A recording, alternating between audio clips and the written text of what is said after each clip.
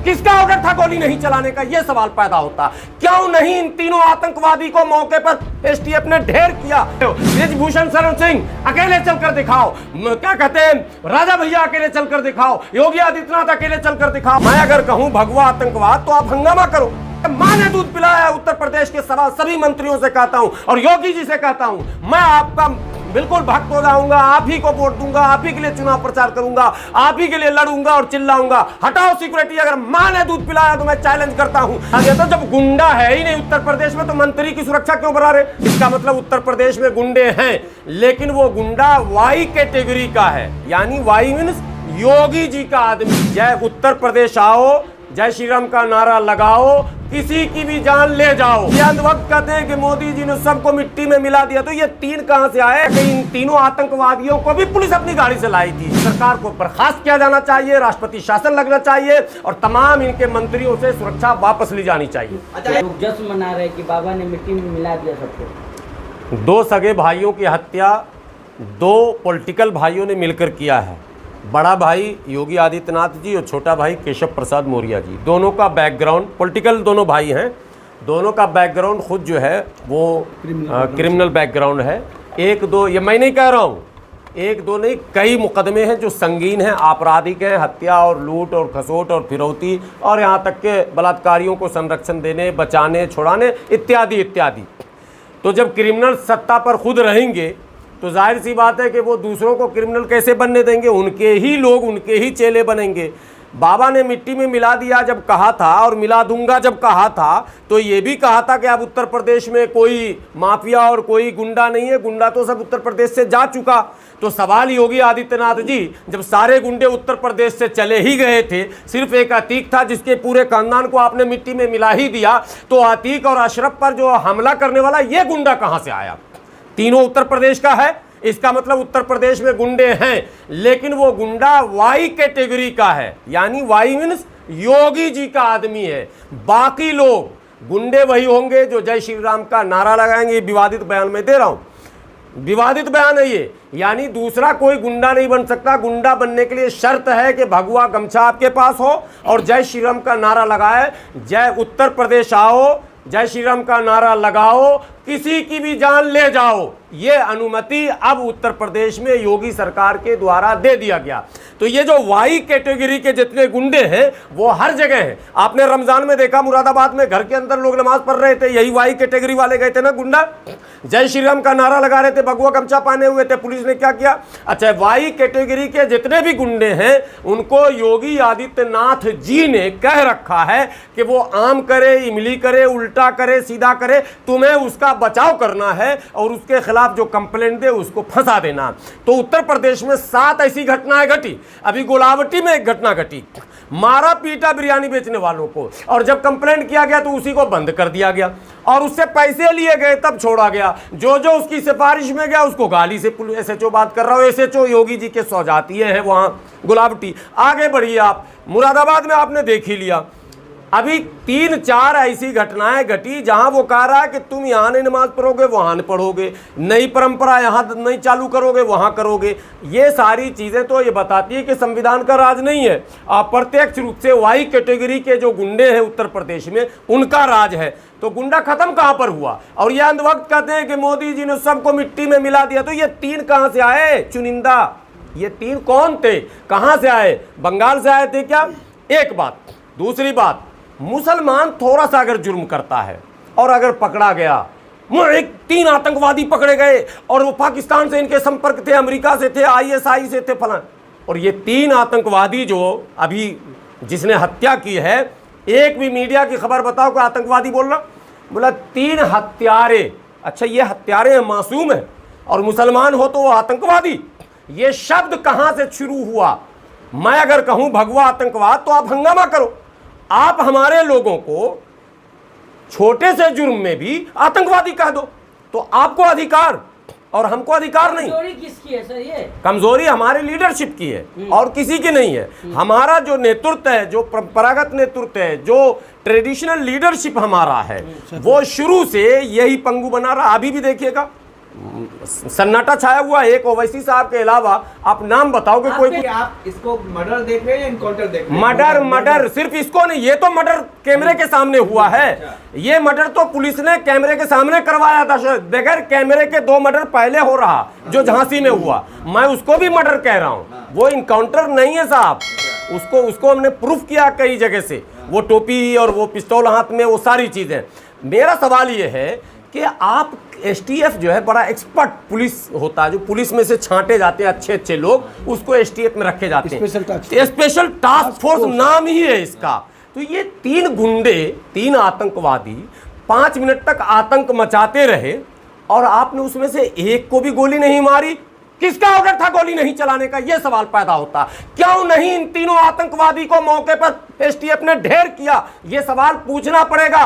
और भारत के मुस्लिम लीडरशिप अगर इस पर चुप है तो मैं समझता हूं आने वाला कल इससे भी भयानक होने वाला है। इसलिए यह सवाल पूछा जाएगा, एसटीएफ ने उन तीनों को गोली क्यों नहीं मारी, यह सवाल है। पर मुस्लिम लीडर को शांति के अभी और सुनिए, उन तीनों आतंकवादियों ने जो गोली चलाई तो सिर्फ अतीक और अशरफ को ही गोली क्यों लगी? किसी एसटीएफ के जवान के हाथ में, पांव में, उंगली में, वर्दी में, गाड़ी में कहीं गोली क्यों नहीं लगी? वो डर गए थे, थोड़ा साइड हो गए। साइड नहीं हो गए तो वो लाए थे इस गाड़ी से, ये तीनों आए, वहां लोकल वीडियो वायरल हो रहा, आप लोगों ने भी देखा होगा। और वो बड़े चैनल वाले जो मन सरकार भक्त चैनल है उसका वीडियो है, जिसमें कहा जा रहा है कि इन तीनों आतंकवादियों को भी पुलिस अपनी गाड़ी से लाई थी और मीडिया का प्रेस का कार्ड लगा हुआ था। सरकार जांच नहीं करेगी वो प्रेस कार्ड किसका था। हम तबलीगी जमात के कोरोना में हम घूम रहे थे तो मेरे प्रेस का भी जांच कर लिया गया, कार्ड का, मेरे कर्फ्यू पास का भी जांच कर लिया गया। और इन आतंकवादियों के प्रेस कार्ड का जांच नहीं होगा? किसने इशू किया? इशूइंग अथॉरिटी क्या थी?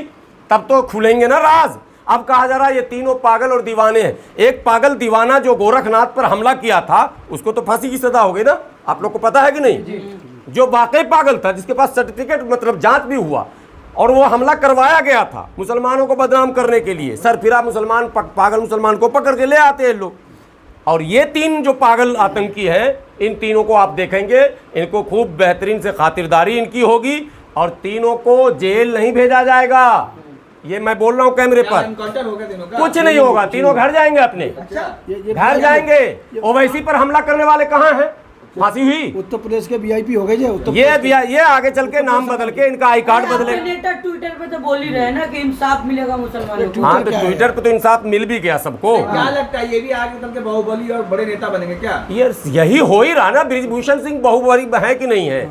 आप बताओ कि वो सांसद है लोकसभा में, वो खेल कुश्ती संघ जो महिला कुश्ती संघ का अध्यक्ष भी था ना, कितने मुकदमे हैं ऑन रिकॉर्ड मीडिया पर बोल रहा है एक चैनल, बड़े चैनल पर, कि हमने अपने हाथों से केवल 1 मर्डर किया और बाकी तो हमारे चेलों ने किया।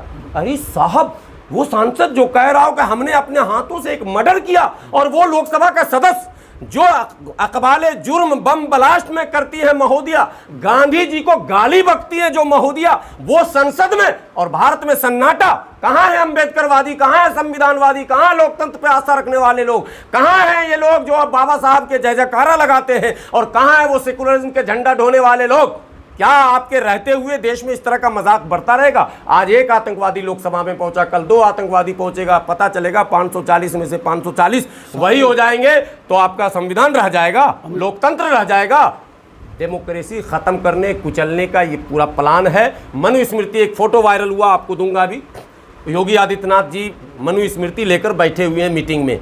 इसका मतलब है कि मनुस्मृति पढ़ा जा रहा है, कौन कौन सा पाठ लागू किया जाएगा। हाई लेवल मीटिंग हो रही है, आप ऐसे अफवाह न फैलाइए। हाई लेवल की मीटिंग, हाई लेवल मीटिंग में, अच्छा याद दिलाया आपने, हाई लेवल मीटिंग में यह तय हुआ कि तमाम मंत्रियों की सुरक्षा को बढ़ा दिया जाए। बढ़ा दिया था, जब गुंडा है ही नहीं उत्तर प्रदेश में तो मंत्री की सुरक्षा क्यों बढ़ा रहे? तमाम भाजपा नेताओं की सुरक्षा बढ़ा दी जाए, तमाम उनके जिला अध्यक्षों की सुरक्षा बढ़ा दी जाए, उनके सांसद विधायकों की सुरक्षा बढ़ा दी जाए, उनके आरएसएस, बजरंग दल और विश्व हिंदू परिषद के नेताओं की सुरक्षा बढ़ा दी जाए। अरे भैया जब गुंडा है ही नहीं तो सुरक्षा किस चीज की, हटाओ सुरक्षा। अगर मां ने दूध पिलाया है उत्तर प्रदेश के सभी मंत्रियों से कहता हूं और योगी जी से कहता हूं, मैं आपका बिल्कुल भक्त हो जाऊंगा, आप ही को वोट दूंगा, आप ही के लिए चुनाव प्रचार करूंगा, आप ही के लिए लड़ूंगा और चिल्लाऊंगा, हटाओ सिक्योरिटी। अगर मां ने दूध पिलाया तो मैं चैलेंज करता हूं, जब गुंडा मुक्त हो चुका उत्तर प्रदेश, माफिया मुक्त हो चुका उत्तर प्रदेश, जब उत्तर प्रदेश में कोई है ही नहीं एक भी गुंडा, तो सिक्योरिटी क्यों बढ़ा रहे हो, क्यों सुरक्षा लेकर चल रहे हो? बृजभूषण शरण सिंह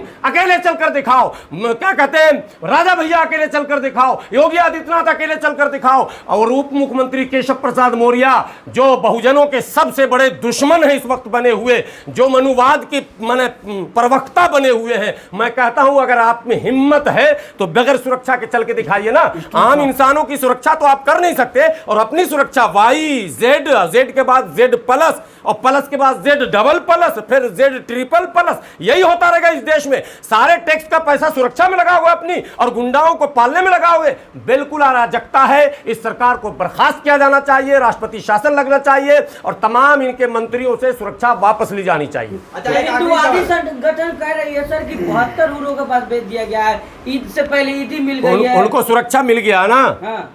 उनको सुरक्षा मिल गया है। आपको पता है जितने छोटे मोटे संत साधु मार्केट में घूम रहे हैं, जो आतंक फैला रहे हैं, मुसलमानों के खिलाफ भाषण कर रहे हैं, सबको सुरक्षा दे दी गई है। 6, 8, 10 पुलिस वाले जो टीवी पर देखते हैं, बाबा लोग आते हैं, उन सबको 2, 4, 6 सुरक्षा कर्मी मिले हुए हैं। इनको तो बल्ले बल्ले है, चंदा भी आ रहा है, सुरक्षा भी मिल गया। यही तो है हिंदू राष्ट्र। आसमानी फैसला ये कह रहे हैं। नहीं, फैसला तो वो सही बोला, आसमानी है, लेकिन आसमानी फैसले से सबको डरना भी चाहिए।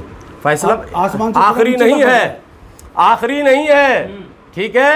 फैसले रोज होते हैं आसमान पर, फिर फैसले होंगे आसमान पर। डरना चाहिए। सत्ता में हो तो इसका मतलब ये नहीं कि किसी को कुचल डालोगे।